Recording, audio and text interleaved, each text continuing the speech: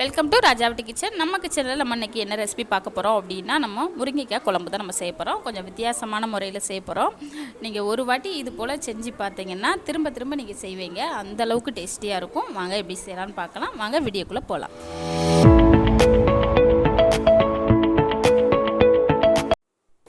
நம்ம ஒரு மிக்சி சாரில் அரை கப் அளவுக்கு நம்ம வேர்க்கடலை எடுத்துக்கலாம். அடுத்தது அரை கப் அளவுக்கு நான் சின்ன சைஸுக்கு தேங்காய் கட் பண்ணி எடுத்து வச்சுருக்கிறேன். அதையுமே நம்ம ஒன்றா சேர்த்துக்கலாம். ஒரு சின்ன துண்டு இஞ்சி நான் கட் பண்ணி எடுத்து வச்சுருக்கிறேன். அதையும் ஒன்றா சேர்த்துக்கலாம். 4 பூண்டு பல் தோல் நீக்கிட்டு எடுத்து வச்சுருக்கிறேன். அதையுமே ஒன்றா சேர்த்துக்கலாம். நம்ம தண்ணி விட்டு நல்லா நைஸாக அரைச்சி எடுத்துகிட்டு வந்துடலாம். நம்ம முருங்கைக்காய் குழம்புக்கு என்னென்ன பொருள்லாம் தேவையான பொருள்னு பார்த்துடலாம். 2 பெரிய சைஸ் தக்காளி கட் பண்ணி எடுத்து வச்சுருக்கிறேன். நம்ம புளி எதுவும் சேர்க்க போகிறதில்ல, தக்காளி தான் நம்ம சேர்க்க போகிறோம். தக்காளி கொஞ்சம் அதிகமாக நம்ம சேர்த்துக்கலாம். அதனால் நான் பெரிய சைஸ் தக்காளி 2 கட் பண்ணி எடுத்து வச்சுருக்கிறேன். பெரிய வெங்காயம் 1 நான் தோல் நீக்கிட்டு கட் பண்ணி எடுத்து வச்சுருக்கிறேன். முருங்கைக்காய் ஒரு 4 நான் கட் பண்ணி எடுத்து வச்சுருக்கிறேன். தண்ணியில் போட்டு க்ளீன் பண்ணியே நான் எடுத்து வச்சுருக்கிறேன். அடுத்ததான் நம்ம ஸ்டவ் ஆன் பண்ணி கடாய் எடுத்து வச்சிடலாம். நமக்கு கடாய் சூடாகிடுச்சு. நம்ம ஆயில் சேர்த்துக்கலாம். கடுகு உளுந்தம்பருப்பு சேர்த்துக்கலாம்.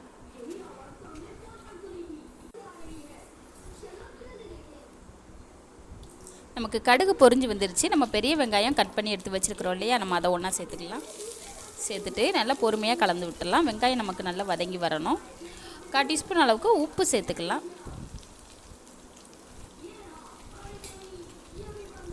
சேர்த்துட்டு நல்லா பொறுமையாக கலந்து விட்டுடலாம்.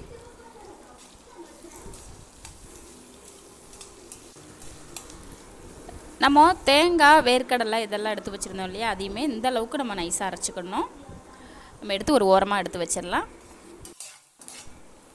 பாருங்கள், நமக்கு வெங்காயம் ஓரளவுக்கு நல்லா வதங்கி வந்துடுச்சு. நல்லா பொறுமையாக கலந்து விட்டுடலாம். நம்ம இந்த டைமில் மசாலா பொடி எல்லாம் சேர்த்துக்கலாம். 1 டேபிள் ஸ்பூன் வரமிளகாத்தூள், 1 டேபிள் ஸ்பூன் குழம்புத்தூள், நம்ம வீட்டிலே ரெடி பண்ணி வச்சுருப்போம் இல்லையா அந்த குழம்புத்தூள், 1/4 டீஸ்பூன் அளவுக்கு மஞ்சள் தூள், இதெல்லாம் சேர்த்துட்டு நல்லா கலந்து விட்டுடலாம்.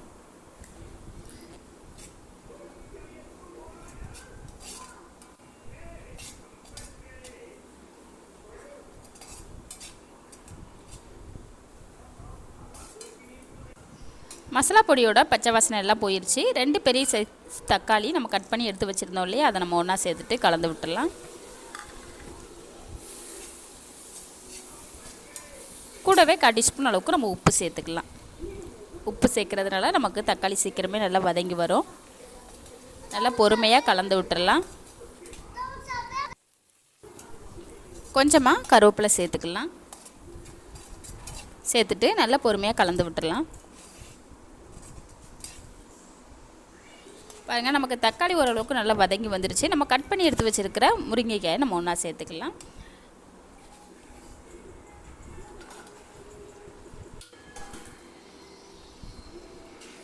சேர்த்துட்டு நல்லா கலந்து விட்டுடலாம்.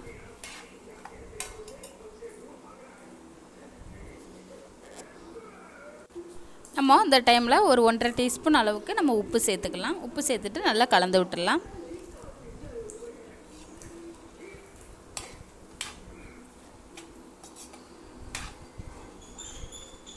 ஆல்ரெடி ஏற்கனவே நம்ம அப்பப்போ வெங்காயம் வதக்கிறப்ப தக்காளி வதக்கிறப்பெல்லாம் உப்பு சேர்த்துருக்குறோம். இப்போ முருங்கைக்காய் வேகிறப்போ நமக்கு முருங்கைக்காயிலையும் உப்பு சேரணும் இல்லையா, அதனால தான் இப்போ நம்ம உப்பு சேர்த்துருக்குறோம்.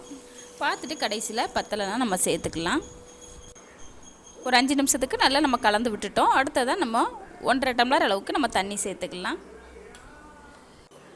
நீங்கள் முருங்கைக்காய் கிரேவி செய்கிறீங்க அப்படின்னா 1 டம்ளர் அளவுக்கு நீங்கள் தண்ணி சேர்த்துக்கிட்டால் போதும். அதுவே போதுமானதாக இருக்கும். அதே மாதிரி நம்ம தேங்காய் வேர்க்கடலை நம்ம அரைச்சோம் இல்லையா, அதையும் கொஞ்சம் குறகுறப்பாக கொஞ்சம் கம்மியாக எடுத்துகிட்டு நம்ம அரைச்சிக்கிட்டால் போதும். நல்லா கலந்து விட்டுடலாம்.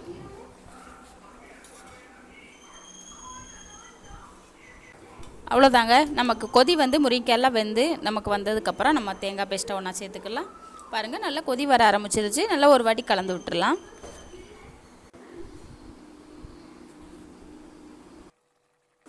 நம்ம மூடி போட்டு வேக வச்சுக்கலாம். அப்பப்போ நம்ம மூடி எடுத்துகிட்டு இது போல் நல்லா கலந்து விட்டு முருங்கைக்காவை நம்ம வேக வச்சு எடுத்துக்கலாம்.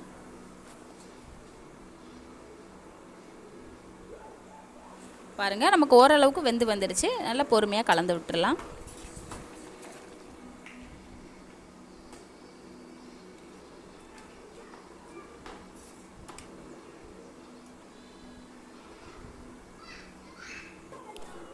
நமக்கு முருங்கைக்காய் நல்லா வெந்து நல்லா எண்ணெய் பிரிஞ்சு வந்துடுச்சு. நல்லா ஒரு வாட்டி கலந்து விட்டுட்டு நம்ம அரைச்சி எடுத்து வச்சுருக்கிற தேங்காய் பேஸ்ட்டை நம்ம ஒன்றா சேர்த்துக்கலாம்.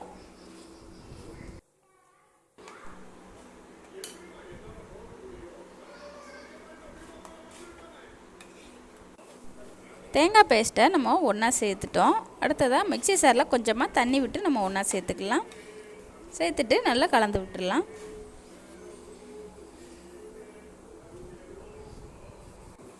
உங்களுக்கு முருங்கைக்காய் குழம்பு வந்து நல்லா திக்காக வேணும் அப்படின்னு நினச்சிங்கன்னா நீங்கள் தண்ணி அதிகமாக சேர்க்க வேண்டாம். நீங்கள் லூஸ் விட்டு கொஞ்சம் தண்ணியாக வேணும் அப்படின்னு நினச்சிங்கன்னா மிக்ஸி ஜாரில் கொஞ்சம் அதிகமாகவே தண்ணி விட்டு ஒன்றா சேர்த்துட்டு நல்லா கலந்து விட்டுருங்க. எனக்கு கொஞ்சம் திக்காக தான் வேணும், அதனால் நான் கொஞ்சம் கம்மியாக தான் சேர்த்துருக்குறேன். நல்லா ஒரு வாட்டி கலந்து விட்டுடலாம். நமக்கு கொதி வந்து நல்ல எண்ணெய் பிரிஞ்சு வந்ததும் நம்ம ஸ்டவ் ஆஃப் பண்ணிக்கலாம். நமக்கு முருங்கைக்காய் குழம்பு சூப்பராக ரெடி ஆயிரும்.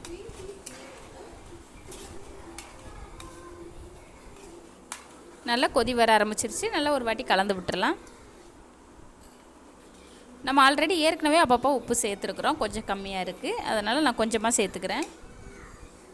சேர்த்துட்டு நல்லா கலந்து விட்டுறலாம்.